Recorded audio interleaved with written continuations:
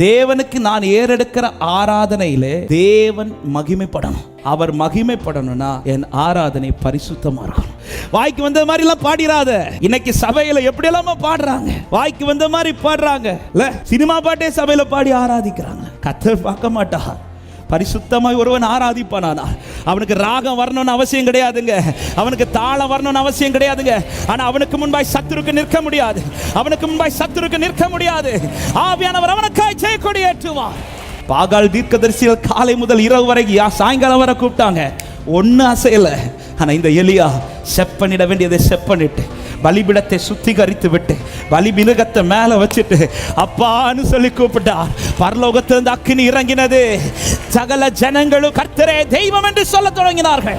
அன்பான தேவ ஜனமே, தேவனை ஆராதிக்கிற ஆராதனையில் கர்த்தர் மகிமைப்பட்டு எனக்கு அவர் யுத்தம் பண்ணி ஜெயம் எடுக்கணும்னா என் ஆராதனை பரிசுத்தமானதா இருக்கணும்.